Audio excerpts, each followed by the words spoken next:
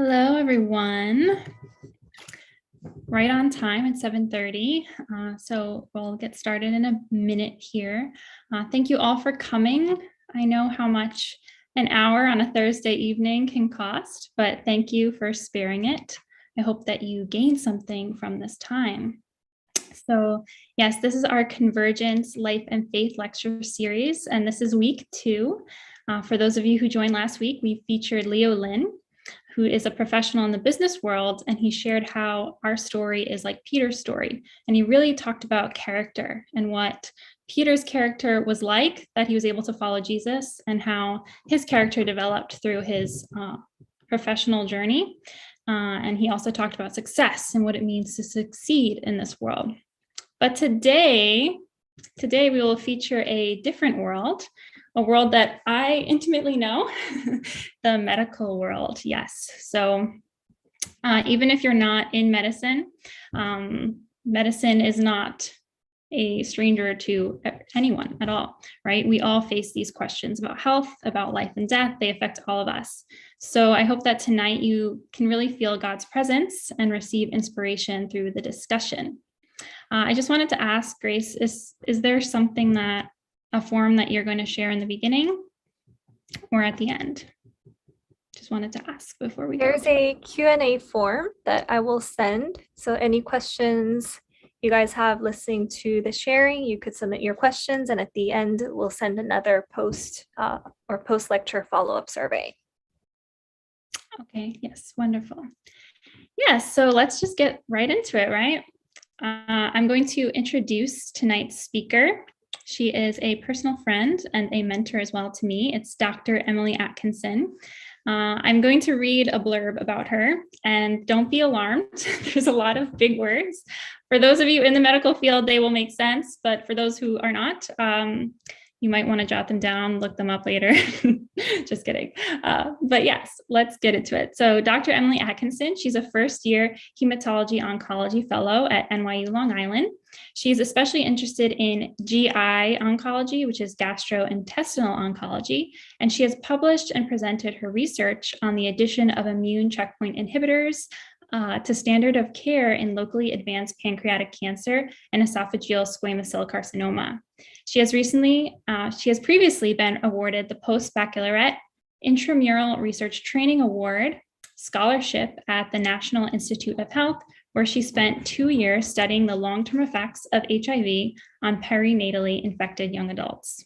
Additionally, she is passionate about working with immigrants, and after becoming fluent in Spanish during a year abroad in Spain, she went on to complete her internal medicine residency at NYU Brooklyn, where she conducted entire clinic days in Spanish and performed outreach to the local Spanish-speaking population.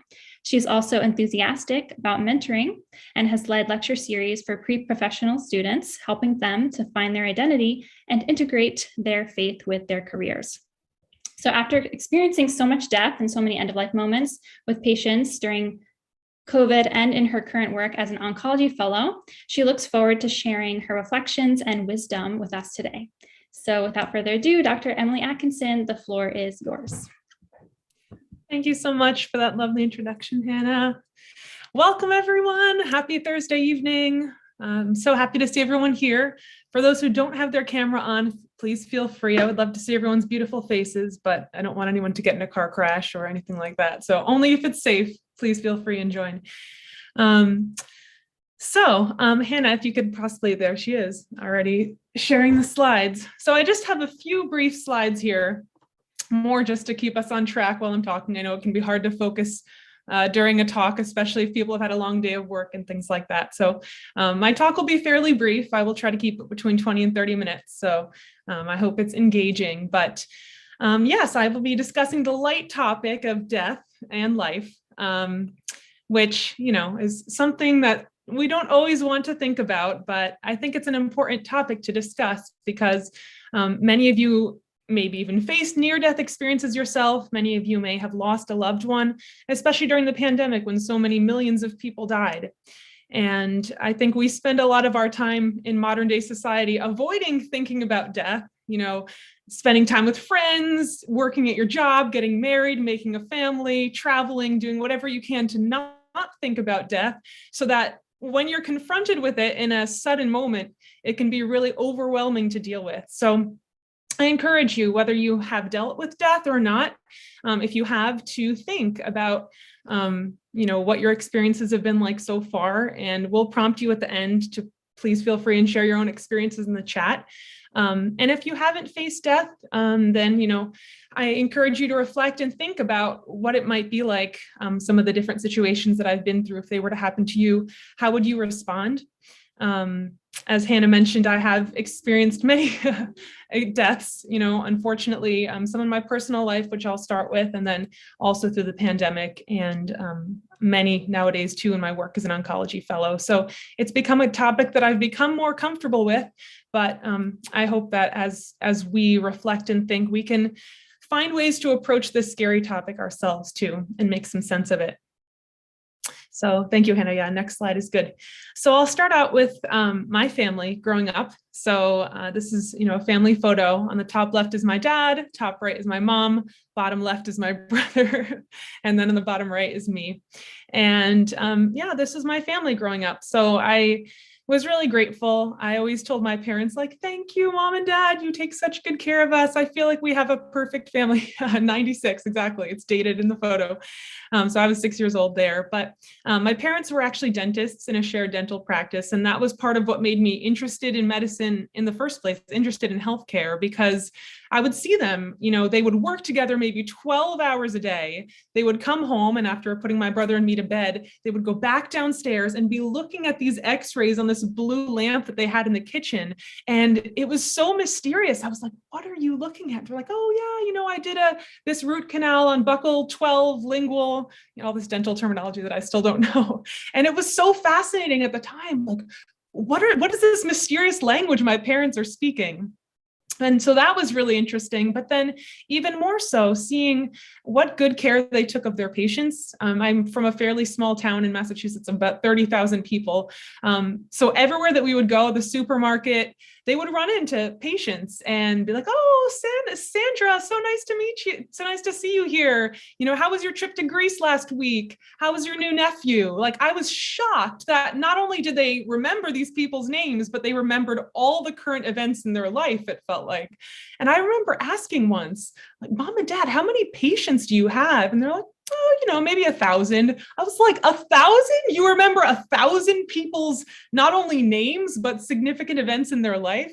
And they're like, yeah, you get to know them well enough. You see them pretty frequently and you get to learn these things.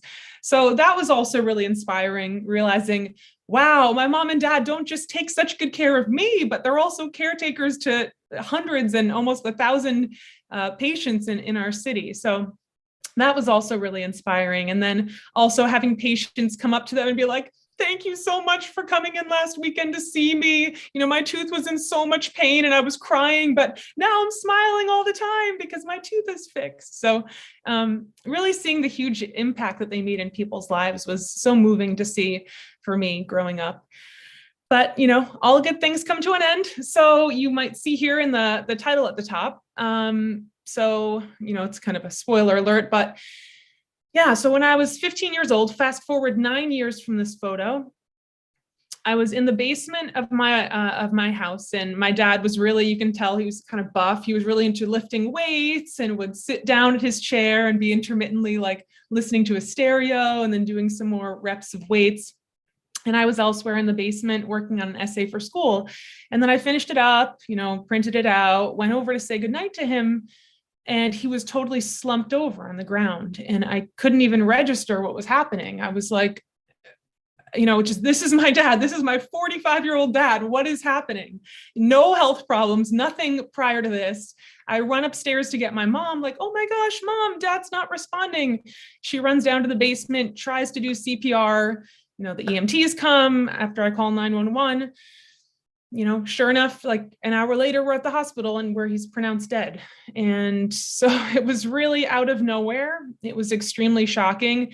I put here crippling. I would put it that way because, again, he was completely healthy before this. My mom even chose to do an autopsy because she wondered, like, what on earth caused this, So we expected maybe they'd find heart attack, stroke. they literally found nothing. They used the term sudden cardiac death, which is medical terminology for his heart stopped. We don't know why. And so it was, really shocking for all of us. And I remember she kept saying, like, I don't get it. We were in dental school, we did EKGs on each other all the time. He didn't have any arrhythmia. And so it was very shocking for all of us. I remember seeing her come home at night, and she had to now run this dental practice herself. So she would be crying in the evening. And thankfully, I'm a person of faith. I really felt like Holy Spirit picked me up and lifted me through that time, because I remember just with so much conviction being able to reassure her, like, don't worry, Mom, it's going to be okay. We'll see him again one day. And, I had grown up Catholic. My parents were Catholic. And so I had learned about God at Sunday school, but this all of a sudden became something that very pertinent to me. It's no longer something that you think about on Sundays and it doesn't affect the rest of your life. Like, this was my life changing in an instant. So this really was part of what made me so interested in medicine in general. Like, how incredible is the human body, seeing how much his just something stopped, how incredible that all of our hearts keep pumping and our lungs keep breathing and our kidneys keep making urine without us thinking about it. That was really another thing, apart from my parents, that made me so interested in medicine. Like, what a miracle that our bodies function all the rest of the time, And it really, again, forced me to deal with my faith and existential questions, like, where is my dad right now? I was at the wake. I could see clearly his spirit is not in his body. That is not the dad that I know. So where is it? Is it in heaven? I really had to confront some of those issues. So it was a really challenging time. And if any of you have lost a loved one, it's not just the death that's hard. Yes, there's a trauma associated with that, especially like for me finding my dad, but all the months and years after that, like they're not just, it's not like an injury that they recover from. You never see them again. So I just remember it felt so much like, for all of my friends, I got a week off school and then I'm right back and everyone's like, la, la, joking around, having fun. And I was just like on a completely different plane from other people. I'm like, how do you just have time to like laugh and hang out? Like, we could all die at any moment. Don't you feel this? And they can't, unless someone has been through a death, it's really hard to get that same sense. But that was something that I never lost throughout my life, that sudden loss. And whether it's, sudden or not, even if someone has a long-term illness, it's such a shock, and it really affects your everyday life after that. Like my mom had for all those years to figure out how to run the dental practice on her own. And for me, I was like, okay, well, I could have gotten really resentful. I could have gotten really bitter. I could have, just been like, I give up on everything. And I'm really grateful that instead I was like, well, I don't know why this happened. I don't know if it was an accident. I don't know if it was God's will, but regardless, it doesn't really matter. All I can do is deal with things going forward. I can't change what happened. All I can do is change how I respond to this. And so I thought, okay, well, I can't make things easier for my mom at work, but the best I can do is to really work my hardest at school so she doesn't have to worry about me, and try my best to take care of my younger brother so she doesn't have to worry about either of us. And I'm really grateful in many ways, because it helped me to live a very driven life from a young age of just 15, it's not like I didn't have fun. I'm still like, laugh and like to enjoy life, but it made me realize, like, I really want my life to be purposeful. I really, and without that, I don't know how well I would have done in med school, because if anyone here is in med school, it's a very similar thing. Like, you see all your friends traveling, doing fun things, and you're like, oh, in the library all day, every day. But I'm really thankful, because all of those things ultimately became, as I share my next couple stories, they became tools, and rather than feeling so helpless and really like a very crippling experience to me, to my family, I believe that I was able to see it, because of how I responded to it and how I used it, see it turn into a very positive experience that actually benefited me, and I felt was able to help other people. So Hannah, if you could go to the next slide. So I won't say this is my second encounter ever with death. I'm sure that there were some other experiences in residency, but I will share a very memorable experience for me, my first year in internal medicine residency. So as you can see here, this is an example, this is not actually our ICU, but this is an ICU. So as an intern, you do usually these 12-hour shifts in the ICU. You get in at 7 a.m., you leave at 7 p.m. or so. And so it was I think it was the Saturday after Thanksgiving, I'm coming in for the day, and all of a sudden they're like, CPR arrest, go, go, go. And I was like, oh my gosh, you come in, you're like, okay, take off my jacket, put my stuff down immediately. We're going to chest compression. So I think this was one of my first codes, and I just was like, okay, I don't know what I'm doing. Somebody tell me when to go. And then, it was a really rough code, maybe 30, 40 minutes. We're all taking turns doing compressions. You really, if anyone's ever done CPR, you give like all of your strength, all of your body trying to resuscitate this person. So we spent maybe 30 to 40 minutes doing that. And eventually we got what's called ROSC, retentive spontaneous circulation, meaning resuscitated them. But it was like they were hanging on by a thread. They were on like 3 medications trying to falsely increase their blood pressure. And so you feel horrible, especially for me who had lost my dad. I had a sense, no one knows anyone else's experience exactly, but how challenging it is around the holidays to lose a loved one. And so, we felt so horrible, like, oh, it really doesn't feel very good. And even more so when the family all comes in and is sobbing and like, looks so forlorn and distressed, we're just like, I'm so sorry. I wish we could do something more. We're all just sitting there all day, of course, taking care of other patients, but feeling really bad about the situation. So, it's 6 or 7 p.m. We're close to finishing our shift. And then one of the family members comes out and is like, please, can you please find a chaplain to pray with us? We really want to say a prayer together. And I was just like, oh, like the one thing they ask for, I was like, oh, it's a Saturday of a holiday weekend. Of course, didn't tell them this, but I'm like, I realistically don't know if we'll get a chaplain. So page the chaplain, 30 minutes goes by, hear nothing. Page the chaplain again, still nothing. So I was like, really dreading going back to them and telling them I couldn't help them. And then I had the sudden inspiration, why don't you pray with them? And I took a second, it was like, wait, what? That thought really came out of nowhere. And, I'm actually a minister at my church, so I'm fairly comfortable praying with people, but I usually keep my work and faith life very separate. I have, I'm at work, I'm a doctor, I do what I need to there. It's not usually a very comfortable environment to talk about faith things. Everyone has different beliefs. I never want to make anyone feel uncomfortable. So a few of my close friends know that I'm very involved in my church, but other than that, I don't talk about it very much at work. And then I have my separate faith church life. But I just really felt, wow, in this moment when medicine is reaching its limitations, this is actually something that I can offer. But I still wasn't sure if it was a good idea. So to double check, I called the ICU attending doctor, and I was like, this family really is asking for someone to pray with them. And I tried asking the chaplain twice, paging the chaplain twice, and no one responded. I'm not in any way affiliated with the hospital, but I'm actually a minister at my church. Do you think it's okay if I pray with them?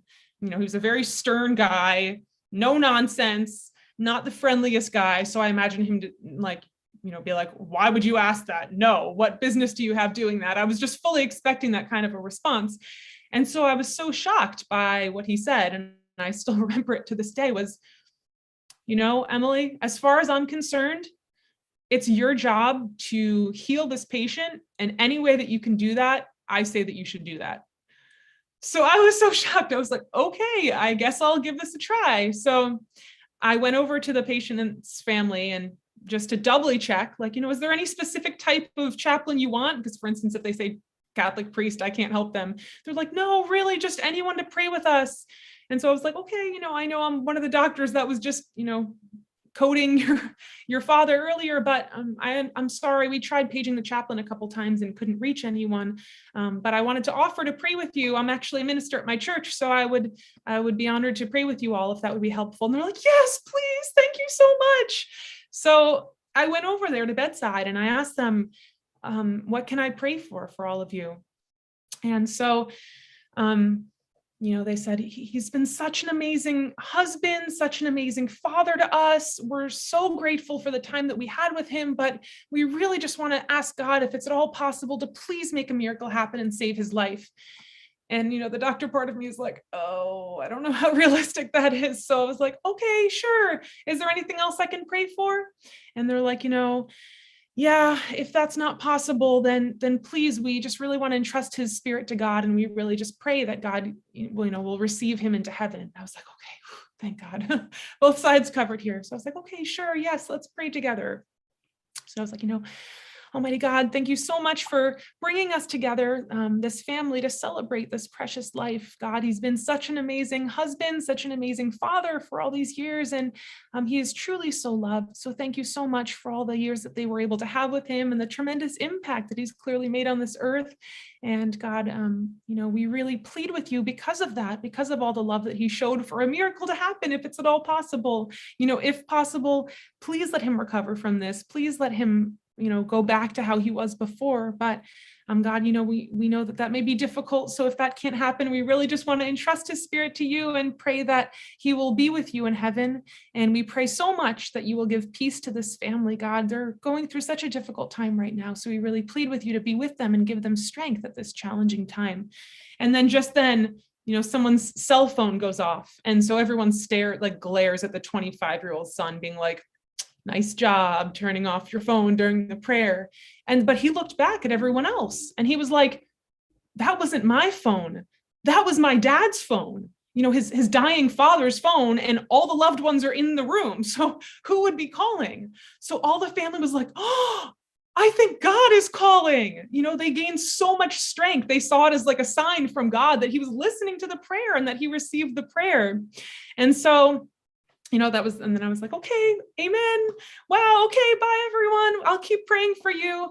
So of course it was, a heartbreaking moment, because I had a feeling that, he probably wouldn't be alive by the time I came in for my shift the next day. But especially having that miracle happen, I would have normally just left for the day feeling so sad, so down, so bad. I mean, you feel so horrible when you can't do anything more for patients, when you're literally giving your very life trying to resuscitate them and you can't. And especially knowing that the trauma that the family is going through. But to leave that shift being like, okay, here we go. And medicine has its limitations. Many people think, oh, it's either faith or science, and this just really proved to me, no. I was always told throughout my life, oh, you kind of have to pick either or. I was like, look, I don't have to pick, I can do science. I believe clearly that God works through doctors and can help save people, but there's a limit to what human beings can do. We're not God. We can't always bring people back. And so in that moment, for me, having dealt with my dad's death, being somewhat comfortable with death, it's never feels great, but having thought enough about mortality and my own faith beliefs to be able to be there for this family at the time that they needed was so moving. And that's why I put at the top, it was equally unexpected. All the things of this, the code was unexpected when I came in for the morning, them asking for a chaplain, not finding a chaplain, being inspired to offer, having the ICU attending say yes, and even having this amazing miracle at the end. It really felt life-giving. And it's so ironic that it's in a moment of death, but you see life come out of it. You see this family gain strength. You hope that, if you have faith that this person will go to be with God in heaven. And for me, I felt like I gained so much strength leaving that experience. And so it really did show me that, again, the more we can face mortality and rather than run away from it and be afraid of it, the more we can become more comfortable with it and address how we feel about it ourselves, the more we can be there for other people emotionally, even in a spiritual way for other people. And so I really encourage for all of you to do the same if at all possible. Some of you may be going through crises and losing loved ones. So in some ways, it can be encouraging to realize that whatever you face on your own might feel like an individual battle, but you will be surprised how that can be used in the future. And, I again saw death so much after this experience through COVID. I see it every single day as an oncology fellow now. And it now becomes something that I don't run away from, but an opportunity to be like, okay, I learned and grew from this past experience. Let me help other people who are going through similar experiences. And, even if you're not in the healthcare field, I can pretty much guarantee, we're all going to die one day. You're going to face one day either your own mortality, a mortality of a loved one, and you can either not have dealt with it and be like many cancer patients that I see every day who, are just so forlorn, so anxious. I never thought I was going to die. I don't get it. I never smoked. I never drank. Why do I have cancer? And they're so agonized about it because they spent their lives avoiding death. They never thought that it would happen to them. And I feel so sorry for them because they're fighting, doing whatever it takes to buy an extra week, an extra month of their life. But, at some point it's inevitable for all of us, whether it's tomorrow or in 50 years, we hope, but it really, death is inevitable. And I always want to help them, but it's so hard to help them come to terms with it so quickly. What so many of the palliative care doctors say, I just worked with palliative care for 2 weeks on a rotation, and they're like, we wish we had gotten involved earlier. We could have made a lot more difference if they had referred to us earlier. There's data showing that early referrals to palliative care is helpful because then you can help people process the idea of, okay, what if this cancer gets worse? What if I don't do well? What are my hopes? What are my goals? What are my dreams? What do I want to do with the rest of my life? And so palliative care is a group that can offer that, but we can address those topics ourselves too as individuals. And it's hard when you're, for the patients themselves, of course, and then for us as providers to be like, you don't have much time left. I'll do my best to help you come to terms with it. But how much better if they can have thought about it earlier on in the process. And the same is really true for all of us. Before it's like a crisis situation where someone's dying and we don't know what to think. How much better if we've thought about it before, reflected about it before, and can then address it sort of with more poise and like in this situation where it actually can become life-giving. I was really amazed to see that. And I found that to be true throughout my career until now as well, is that each time it revalidates for me, like, okay, the suffering I went through for my dad was not in vain. I'm using it. And I think he'd be so proud that, it wasn't something that became a barrier in my life, but instead something that I learned from and grew from and used to even benefit other people. So I hope that we can all use our painful experiences in the same way. And then I'll just briefly show this last slide here. This is just a question for all of us. What comes after death? What do we think or believe comes after death?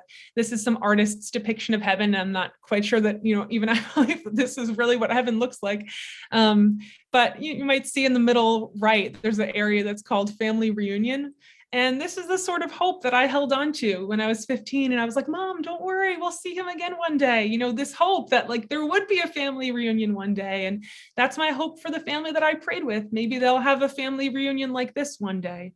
So, just one depiction of what heaven could be like, or, come up with your own thoughts and your own beliefs about what comes after death. But, for me, it's been very helpful to have thought about this and not just have it be a surprise. So I encourage all of you to do the same. And so if anyone wants to share any experiences, near-death experiences they may have had in their chats or things that they may have realized about this topic, please feel free and contribute. But otherwise, I'll open it for questions.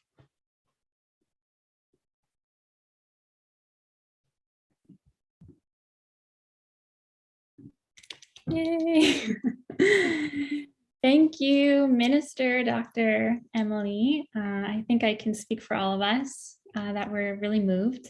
This was amazing. You shared both personal stories and professional stories that really made us think more deeply and reflect on ourselves, which I think is the most valuable thing you can take away right from a talk. It's like, how can I apply this to my own life? So yeah, we do want to open this up to questions. You can submit any questions you have via the Google form. There is one question that someone already asked, so I will not delay and I'll just ask you right now. So the question is, can you tell us about a time when God has helped you practically in the medical field? Perhaps a time when you were in a difficult situation, prayed, and the tides changed. Ooh, deep one. Yeah, I have a few different experiences I could share. I guess the first one that comes to mind, so it's back to medical school. I was in, I think, my 4th year of medical school, and we had this clinical skills examination day. So we had to there's like 8 standardized patients. You had a couple hours, you had like 20 minutes, I think, each patient to go say, hi, nice to meet you. How are you? What's your problem? No, what's your problem? What can I help you with? Why are you here today? Do your full physical exam, come up with an assessment plan, tell them about it, write up a note, and then next patient, nonstop. So I was so nervous, like this is a lot for a 4th year medical student. You've hardly seen interviews. And so I was so nervous for this day. So I was just like, I really got up early that morning and I was just kind of praying and being like, okay, God, I'm so stressed about this. Like, please just help, please let it go in the best way possible. And, I try to do that before all different sorts of exams and things that I have that I'm nervous for. But it was a really incredible experience that I've never had before. And I don't know if I will again, but it was like literally an out of body experience. I remember like as if I'm seeing one of you on the screen right now, like seeing myself go into the room, talk to the patient, be like, hi, nice to meet you, whatever. And like listening to them and like doing their physical exam, talking to them, doing the note. And it was like so efficient. I was like watching myself say things that I was like, I don't think I knew that. Where's that coming from? But like being so loving, so understanding. And I was like, is this what it means when like God really works upon you and uses you? Because I remember all the time my mom would say, and my dad would say, like when they were working in the dental field, like, like they would talk to each other all the time, like, I had the hardest case today and I could tell I did not know what I was doing. And so I just sent up a prayer to God being like, God, help. I don't know what I'm doing. And they're like, I don't know what happened. It's like someone else just took over and I started doing it and then it just happened and it felt so easy. And I was always like, yeah, right. Like, does that really happen, Mom and Dad? I don't really believe you. Like, I think you're giving God a lot of credit and that's nice, but like, can that really happen? But I was so shocked to really feel that on my own, like literally outside my body. I mean, they never even said it like that. They're just like, oh yeah, like, someone came and helped me or whatever. But I literally was like at the distance, I was watching all of you and I was like, wow, God, I want to get to this point where I'm, so connected to you that you can do this all the time because this is great. I could like sit there and realize and think deeply because I wasn't the one that was like physically thinking about saying these things to patients. So I've never had that experience again, but that for me was definitely a time that I felt like God helped me. I remember another time that, I was kind of getting really overwhelmed in medical studies and I was just like, oh, like, I feel like my faith is dying. I'm just like cooped up in the library all day. So I really made a conscious effort to try to write out the Bible for like an hour a day to try to like, put calming thoughts in my head. Like God is with you. God loves you. Don't be anxious. God is your rock, whatever, So I was taking like an hour to do that a day. And so I was imagining this was one of my first or second year in med school. And I was like, okay, I'm probably going to do worse on my med school exams because of this, because I'm studying less than I was before. But I was really shocked that as a result of that, I actually did this for, I think, 7 months at the time, that afterwards when I was taking exams during that time period, I usually was one of the last in the class to finish. I actually was one of the, in the first few to finish. And I actually ended up doing better than I would have on my previous exams. And so I was like, this is something that I cannot rationally explain, that I'm studying less, finishing faster, and doing better. So, and then I guess one last thing would be, I remember one time that I was in clinic and, sometimes when you're a med student, you're sitting there watching. A lot of the time you kind of like fall asleep and sit back and get really bored. But they let me go in and talk to a patient. And I was like, okay, God, please help. And I was like trying to talk to them while being like, okay, God help. And I remember literally as I start doing that and as I'm sitting there, they're like, oh, you're so radiant. Oh my gosh, you're so beautiful. You're so kind. And they were like saying all these nice things when all day everyone had just been like glaring at me, being really negative, telling me I wasn't doing a good job. So I was like, okay, the only way that I can make sense of this is that like, God is right here or angels are right here or something. Because why else when everyone else has been like frowning at me all day, be like, wow, all of a sudden. So, these small moments that are a very, minority of the time for sure, but they do give me strength, at least. Okay, God's with me. I can keep doing this. Thank you. Definitely very relatable as a medical student. I have a lot of those stories myself as well. I don't know how anyone goes through medical school without God. it's just so hard. You need some divine intervention. I can testify to that. Yeah, but I really personally benefited a lot because I like thought about tools that I can use in my future to merge these two really separate worlds of medicine and faith. How can I really, be a doctor that has that healing capacity in a spiritual sense as well? So I think there's one more question that I'll ask you. Sure. And this question comes from an anonymous source. The question is, was it difficult to balance faith and science together? Also, how can you manage both together? Yeah.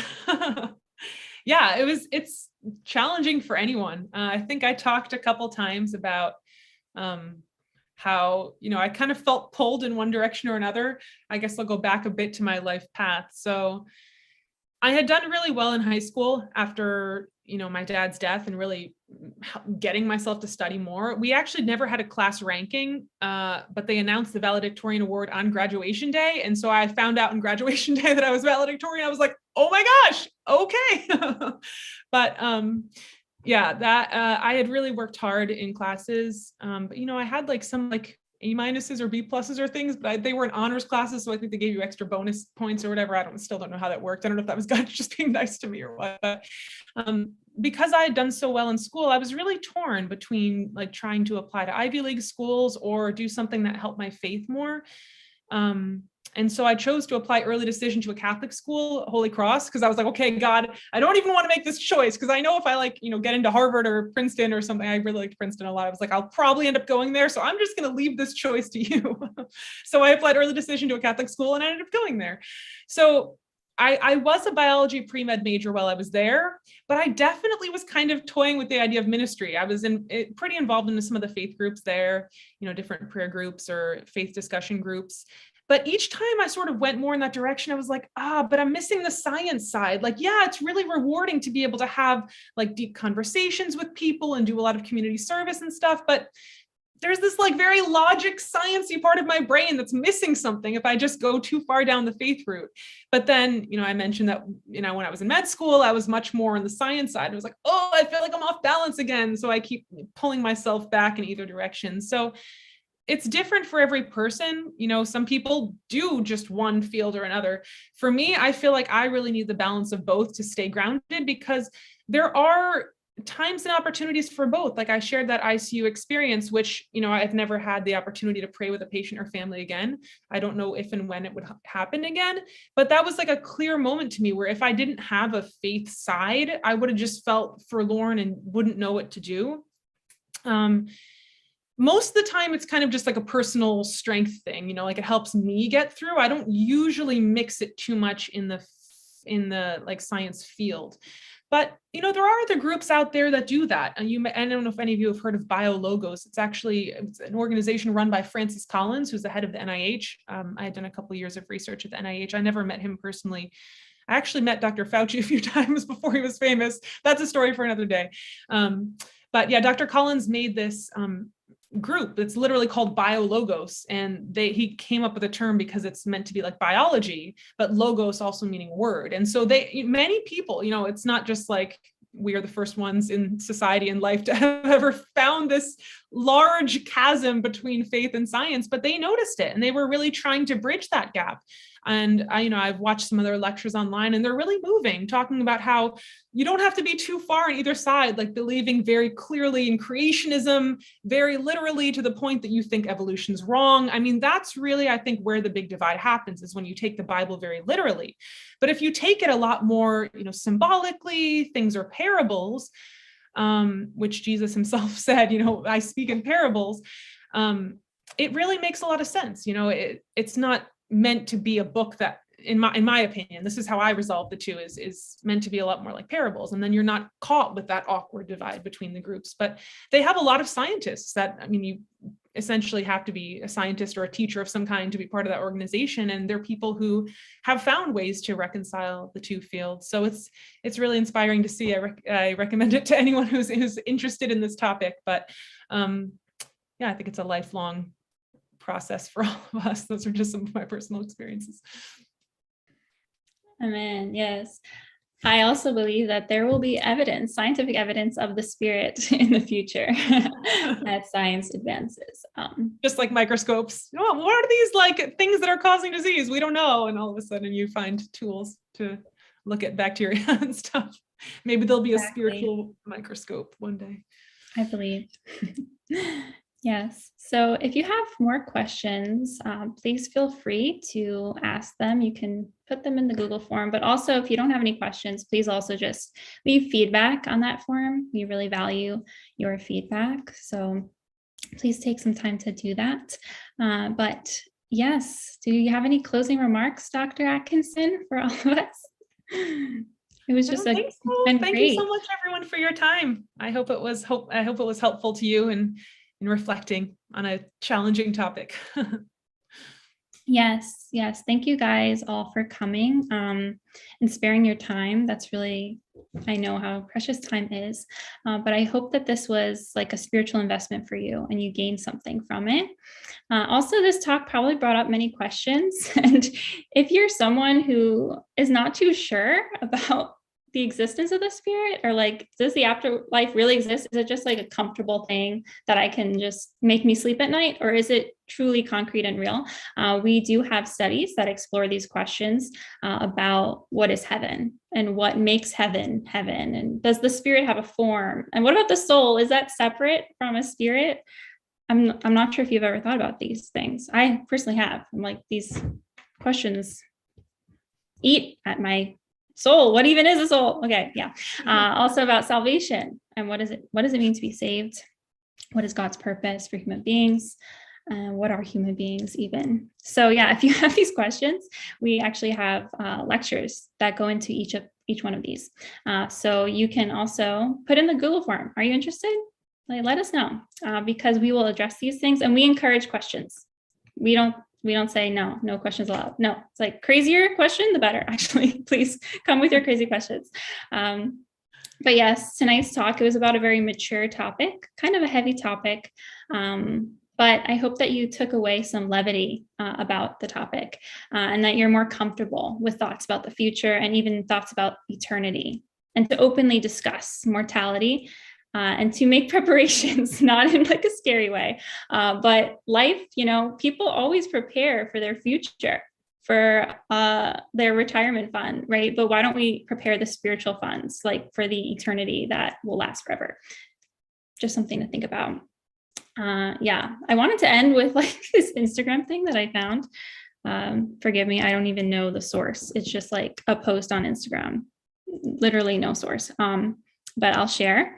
It might take you 30 days to create a habit, but that habit could change your life for the next 30 years. It might take you 1 hour to complete a workout, but it will keep you in a good mood for the next 12 hours.